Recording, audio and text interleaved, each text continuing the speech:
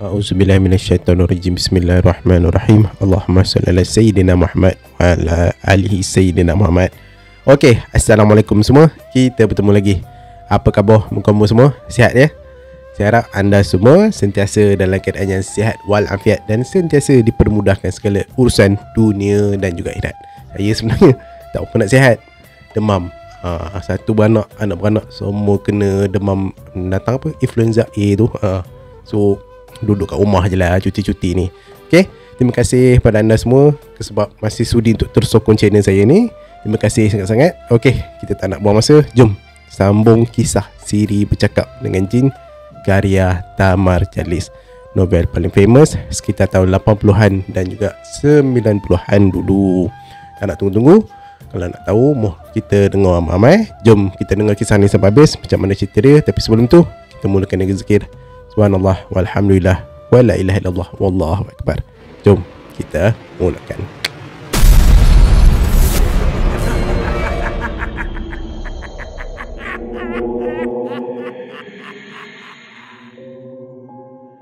Dalam episod yang lepas, masa Atuk berkawal sorang-sorang dekat tepi jambatan tu, tiba-tiba ada ular, entah datang dari mana, tiba-tiba datang mendekati Atuk. Dan kali ini Atuk dia cuma hadap benda tu dengan hati yang tenang je. Ular tu pula makin lama makin dekat menghampiri dia. Tapi Atuk ni tak buang masa. Dia terus cabut golok dia yang terselit di pinggang. Hey, kalau niat kau baik, kau lalu. Tapi kalau niat kau jahat, kau berhenti, kata Atuk perlahan je tapi tegas. Tapi tak sempat pun habis kata-kata tu, tiba-tiba sam, ular tu pun dah berada betul-betul depan dia. Ular tu pun panggung kepala dia, lidah terjelir-jelir, mata merah menyala. Dan sekelip mata macam kilat menyambar Atuk ni tak tunggu apa lagi dah. Bila ular dah depan mata, dia terus hayunkan golok dia. Pam! Kepala ular tu terus tercantas, terbelah. Badannya pula Atuk terus kerat jadi 3 bahagian. Pam, pam, pam. Satu-satu dia baling terus terjun ke dalam perut sungai. Barulah Atuk rasa lega sikit. Waktu tu Atuk pun tak pastilah yang binatang tu hanyalah sekadar jin yang saja nak menyakat ataupun memang ular yang lain macam daripada alam sebelah. Tapi Atuk pun tak tahu je lah. Dan dia teruskanlah berkawal seperti biasa. Dan malam makin lama makin terasa sejuk. Angin malam bertiup kuat. Daun-daun pokok di kiri kanan jalan bergerak-gerak, bergesel sesama sendiri. Bunyi burung hantu bersahut-sahutan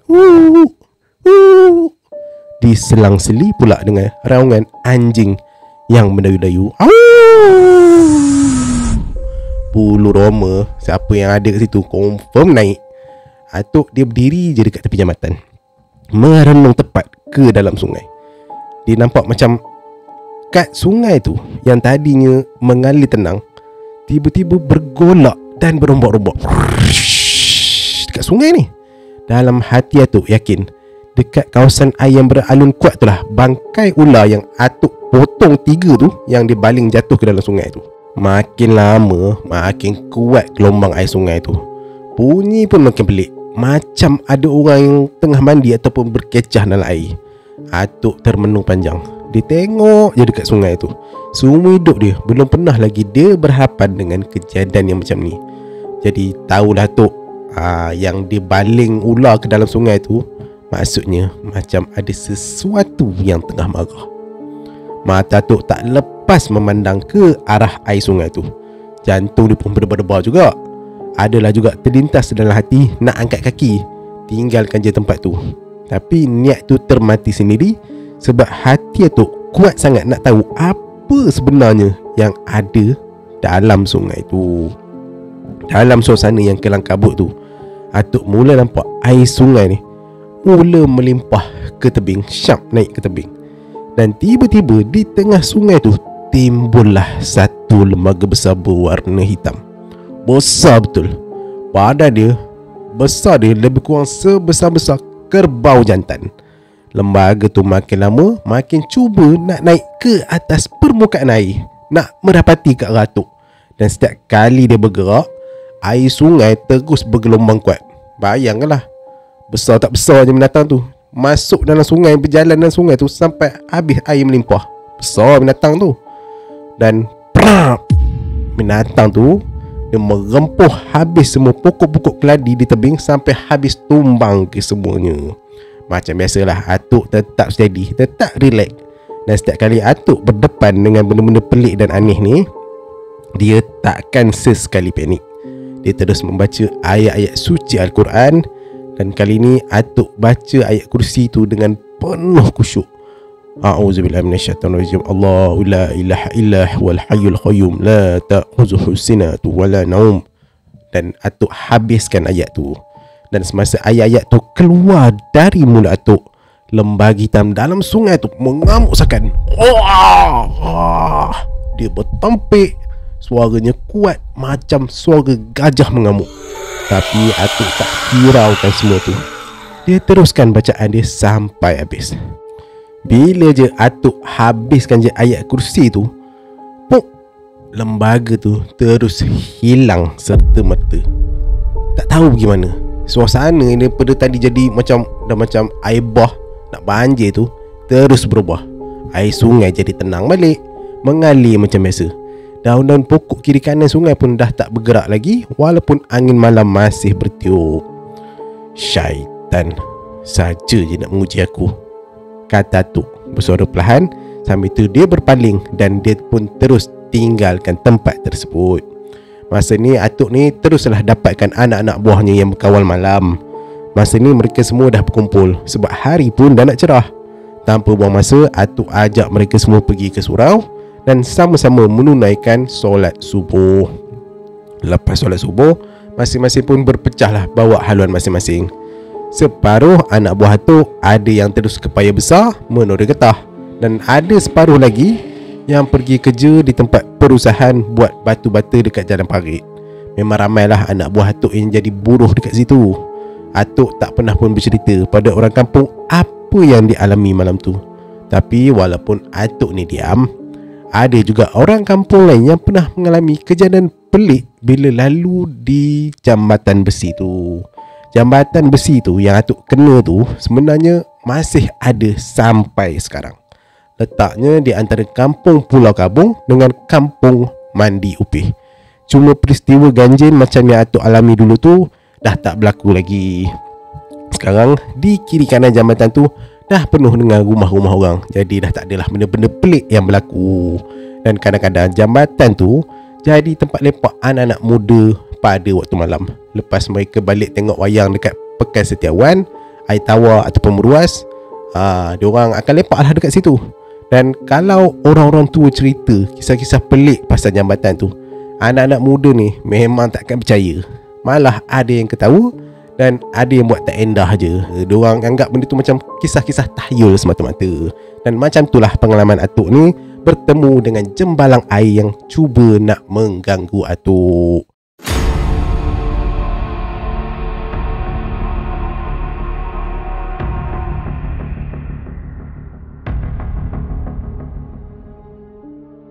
Sebulan selepas peristiwa tu, satu malam Atuk didatangi seorang pemuda, nama dia Udin. Dia datang nak minta tolong Atuk buatkan air penawar untuk anak kecilnya yang dah seminggu menangis waktu malam. Bila asal malam je menangis, malam je menangis. Mungkin perut anak kau tu kembung ke Udin, kata Atuk sambil merenung muka Udin. Taklah Tok, dah berbotol minyak angin saya sapu dekat perut dia, menangis juga waktu malam, jawab Udin selamba. Atuk terdiam kejap. Dia tahu dia bukanlah dukun ataupun pawang, tapi sebab dia orang paling tua dekat kampung tu, orang anggap dia macam tahu segala bab-bab macam tu. Hai, bawa je lah anak kau tu ke klinik Din. Esok pergi bawa dia ke klinik, kan senang. Atuk bagi cadangan.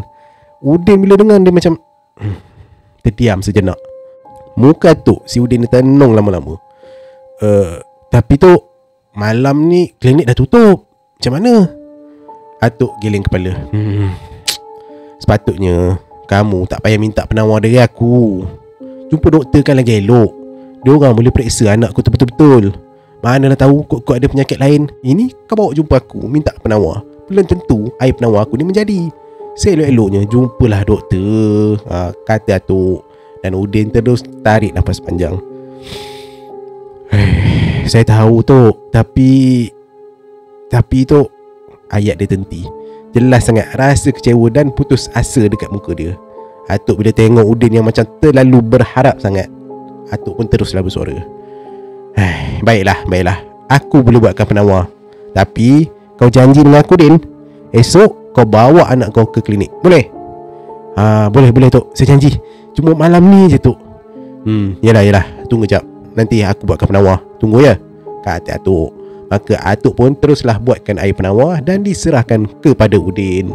Sebelum Udin ni balik, Atuk ulang pesan lagi, jangan lupa esok bawa anak jumpa doktor. Memang itulah sikap Atuk. Dia ni lebih suka orang-orang kampung berubat dengan doktor dulu. Kalau dengan doktor pun tak jalan, barulah dia suruh berubat cara kampung ataupun rawatan alternatif. Dan Udin dengar cakap Atuk, dia ikut. Esoknya dia terus bawa anak dia ke klinik. Lepas dapat rawatan, Alhamdulillah, anak si Udin ni dah tak menangis malam lagi. Cuma sakit apa tak tahulah, tak diberitahu. Cuma lepas jumpa doktor, elok saja.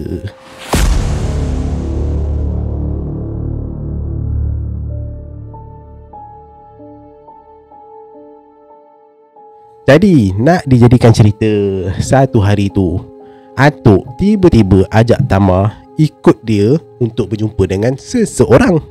Tama, mari, jom ikut aku, kita ke rumah Janolah, kata Atuk. Masa tu Tama ni tengah main galah panjang dengan kawan-kawan dekat depan rumah tu. Nak tak nak, aduh, kena ikut Atuk dia pula. Tama ni terpaksa ikutkan jugalah. Tak berani dia kalau nak tolak. Janolah tu, ada apa halnya tu? Tanya Tama. Saja je, aku dengar cerita Janolah tu handai mengubat orang terkena sampuk. Aku nak tengoklah cara dia mengubat. Kalau boleh, aku naklah belajar sikit-sikit, jawab si Atuk ni. Belajar buat apa tu? Atuk pun kan dah tahu dah benda-benda tu, Tama ni balas. Atuk tersenyum kecil. Belajar untuk tahu apa salahnya, tak rugi. Kamu ni, cuba jangan banyak bertanya, ikut je lah. Lepas dengar je ayat Atuk macam tu, Tama dia diam terus, tak berani nak tanya apa-apa lagi. Dan petang tu juga, Tama berjalanlah dengan Atuk menuju ke kampung Gelong Gajah, nak pergi ke rumah Janolah ni. Dan jaraknya lebih kurang 3 batu. Diorang ni kena redah 2-3 anak sungai juga. Dan rumah Janolah ni pula agak terpencil, dekat dengan pinggir kolam, berhadapan dengan beluka kecil. Lebih kurang dalam pukul 4 petang lah, Tama dan Atuk sampai juga ke rumah Janolah ni. Mereka terus dipelau naik. Atuk terus beritahulah tujuan kedatangan mereka ni. Jadi masa tu Atuk beritahulah yang dia nak tengok sangat cara Janolah ni mengubat orang kalau terkena sampuk. Oh, nak tengok aku berubat? Boleh. Apa salahnya? Mari, jom, masuk. Jawab Janolah ni sambil tersenyum bangga. Janolah ni terus bawa Tama dan Atuk masuk ke satu bilik kecil. Menurut Tama, dalam bilik tu penuh dengan barang-barang pelik. Ada kemenyan, ada limau, kelapa dan tempat bakar kemenyan. Tapi ada satu lagi yang sangat pelik. Ni yang paling pelik. Apa dia? Dekat tepi bilik tu ada sebuah katil dengan tilam dan bantal bersarung kain hitam. Tilam dan bantal tu dah buruk betul. Bila Tama dekat sikit, bau hapak terus menusuk hidung. Tama hampir-hampir je nak buka kain katil tu, tapi terus ditahan Janolah. Jangan! Suara Janolah ni terus bersuara keras. Tama terus duduk balik. Hati dia terus jadi tak sedap. Sebab Tama dia perasan kain hitam tu macam bergerak-gerak. Sebab itulah dia tangan gatal je nak pegang. Dan macam kain hitam tu, dia seolah-olah macam bernafas, macam manusia tengah bernafas. Dia naik turun lah. Macam tu lah kain hitam tu. Siapa yang baring tu Anjang? Kata Atuk terus bertanya. Janolah pandang muka Atuk lama sikit. Lepas tu terus dia jawab, sahabat saya, orang suruhan saya. Malam dia boleh keluar, pagi baru dia balik, katanya. Tama dengan Atuk mengangguk je. Dia tidur ke tutup? Tama tanya lagi. Dia tak tidur. Kalau tak tidur, kenapa tak bangunkan? Atuk pula tanya. Dia malu tengok orang. Jawapan tu langsung tak sedapkan hati Tama. Tama ni memang kalau boleh dia nak tanya lagi, nak tanya. Tapi Atuk ni cepat-cepat cuik bahu Tama. Siap. Fahamlah Tama yang Atuk tak nak Tama teruskan dengan pelbagai soalan-soalan pelik dia tu. Pada masa yang sama, kedengaran suara orang bagi salam. Assalamualaikum. Assalamualaikum. Cepat-cepat Anjang Lolah keluar sebab dia tengok ada orang datang. Tinggallah Tama dengan atuk je dalam bilik tu. Masa tu bulu roma Tama mula meremang-remang. Rasa takut datang perlahan. Kalaulah dia seorang-seorang, memang dah lama dia cabut tinggalkan tempat tu. Tak lama lepas tu Anjang Lolah datang semula dan ajak atuk dengan Tama ni ke ruang tengah. Kira rezeki kamu lah Lumpia. Kebetulan ada orang nak berubat dengan aku hari ni. Mari, jom kita ke tengah. Dekat situ, masa atuk dengan Tama ni pergi ke ruang tengah, diorang tengok ada seorang perempuan muda tengah duduk bersila. Mukanya muram betul. Sekarang beritahulah, apa masalah kamu sekarang? Tanya Anjang Lolah pada perempuan muda tu. Adik saya, dia kena buatan orang Pak Anjang. Sekarang ni dia tengah menjerit-jerit tu. Terpaksa kami ikat dekat tiang rumah. Tak boleh nak buat apa. Saya minta tolong sangat Pak Anjang. Tolonglah rawat adik saya tu, kata perempuan tu. Anjang Lolah bila dengar je tak cakap apa-apa. Serta-merta dia terus gigit bibir dia. Dia rapatkan gigi atas dengan gigi bawah beberapa kali. Tanpa cakap apa-apa, dia masuk dapur. Tak lama lepas tu dia keluar balik bawa semangkuk putih yang penuh dengan air.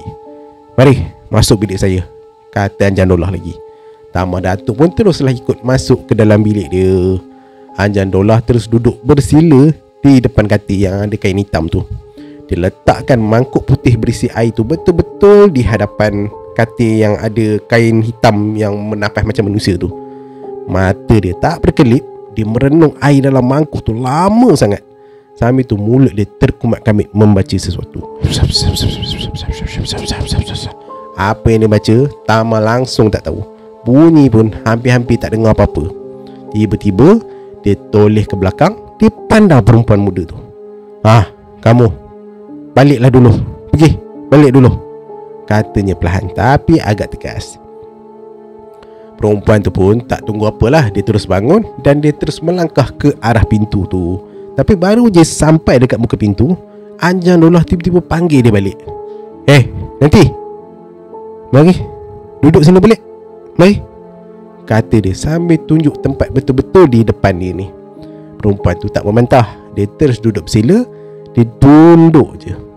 Anjang Lolah sambung baca ayat-ayat mantra dia lagi. Kali ni lebih lama. Lebih kurang 10 minit jugalah dia buat macam tu. Tapi masa dia buat ni, ini lain macam. Muka Anjang Lolah ni tiba-tiba berubah. Dari warna yang coklat biasa ni, mulut coklat kita ni, tiba-tiba bertukar jadi gelap. Hampir hitam ke semua muka si Anjang Lolah ni. Mata dia pula jadi hijau berkilat-kilat. Separuh badan dia menggeletar macam orang kena sejuk yang melampau. Lama jugalah dia dalam keadaan macam tu. Hati Tama masa ni, Tuhan je lah tahu betapa takutnya dia. Lutut rasa lembik, napas pun jadi pendek sangat. Bila muka dia perlahan jadi normal balik, dah habis semua mantra dia, barulah Anjang Lolah ni buka mulut. Tapi suara dia dah tak sama. Jadi macam parau, agak serak-serak basah. Siapa nama adik kamu? Anjang Lolah tanya pada perempuan muda tu. Aisyah. Umur 19. Nama mak Hamidah. Lepas habis dia jawab soal jawab dengan perempuan muda dengan Anjang Lolah ni, Anjang Lolah ni terus bangun. Dia pergi merapati ke arah katil yang ada kain hitam tu. Dia berdiri lama jugalah kat situ, sambil tangan dia pegang dagu dia, tengah fikirkan sesuatu yang agak berat. Lepas tu dia bersuara, dan nada suara ni lain macam. Dia rapatkan kat katil ada kain hitam ni, dan kemudian, wahai sahabatku yang setia, pergilah engkau ke tempat asalmu. Ambillah selai rambut perempuan mati beranak. Masa tu kain hitam yang ada atas katil tu mula bergerak-gerak. Atuk pula duduk tenang je, macam dia dah biasa dah tengok benda-benda ni. Tama pula jangan cakap lah. Seram sejuk member. Perut rasa memulah-mulah ni. Nak buang air kecil ada, nak terberak ada. Semua ada. Semua salah member ni. Tapi semua tu terus hilang bila Tama ni terfikir, takutnya aku. Apa jadi kalau aku bangun? Silat-silat kain hitam tu datang tak dekat aku. Jadi teruslah Tama ni kunci diri dia, duduk dia diam, tak bergerak, janganlah buat apa-apa. Dan waktu tu si Tama ni tengok je Anjan Dollah ni. Pergilah sahabatku, pergi, kata Anjan Dollah lagi. Tiba-tiba je kain hitam tu terus jatuh ke lantai. Pam! Atas katil tu Tama nampak bantal dan tilam bergerak-gerak sendiri. Tilam tu macam digulung oleh sesuatu yang tak nampak. Macam ada benda yang menggulung tilam tu. Dia dah pun pergi, kata Anjan Dollah selamba je cakap pada Atuk. Atuk cuma menganggukkan kepala. Anjan Dollah dia ambil kain hitam tu dan dia hulurkan pada perempuan muda tu. Nah, kau ambil kain hitam ni, kau rimbahkan kain ni ke muka adik kau 7 senja. Lepas tu kalau masih tak baik, kau datang balik ke sini. Faham tu? Perempuan tu cuma mengangguk. Dia keluarkan duit dan dia hulur pada Anjan Dollah. Lepas tu dia terus beredar, tapi muka dia masih lagi pucat. Macam itulah rawatan aku ni Long. Tapi ini baru sikit je Lompia. Ada banyak lagi cara rawatan aku, kata Anjan Dollah ni pada Atuk dengan nada yang agak bangga. Minggu depan kalau kamu semua datang, bolehlah kamu semua tengok cara lain pula. Aku boleh kenalkan kamu berdua dengan sahabat aku tu. Nak, kata Anjan Dollah ni. Baik, boleh. InsyaAllah. Nanti saya datang lagi, jawab Atuk. Datanglah, tapi kena datang malam, pesan si Anjan Dollah ni. Baik, boleh. InsyaAllah nanti saya datang, Atuk beri janji. Tapi janji tu sebenarnya satu penyiksaan bagi Tama. Bila hari yang dijanjikan tu sampai, Tama ni kena ikut jugalah Atuk dia ni ke rumah Anjan Dollah. Nak tak nak kenalah ikut. Malam tu memang gelap betul. Kena pergi waktu malam. Mereka gunakan andang yang dibuat dari daun kelapa untuk suluh jalan. Langit langsung tak ada bintang, bulan pun tak nampak, punyalah gelap. Sepanjang jalan, telinga Tama ni diasak dengan bunyi katak, suara burung jampuk dan burung hantu. Bulu roma Tama ni terus berdiri bila dengar bunyi anjing melolong sayup-sayup dari pinggir kampung. Dan lihat, dalam hati Tama cuma satu je dia fikir, aduh, kenapalah aku ikut Atuk malam-malam macam ni. Misalnya, kata si Tama ni. Dan apa sambungannya? Adakah Atuk dan juga Tama ni dapat tengok cara rawatan si Anjan Dollah? Nantikan episod yang seterusnya.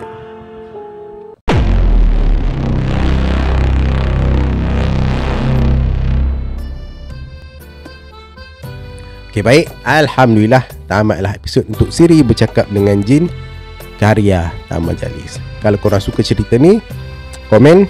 Dan saya nak tahu juga feedbacknya. Kalau suka, nantikan episod yang seterusnya yang lebih menebarkan misteri dan syarat dengan pengejaran dan petua-petua orang Melayu ni. Saya harap anda semua tiba dengan kisah kali ni. Kalau ada cerita best, boleh kongsikan pada saya. Boleh email pada kasyafgaleri@gmail.com ataupun WhatsApp pada ruangan description dekat bawah.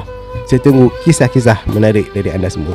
Kita jumpa lagi dan kita tutup episod ni dengan kata-kata, ni seram bukan sekadar cerita, mereka wujud di sebalik sebuah rahsia. Saya Yop ataupun JK, storyteller anda.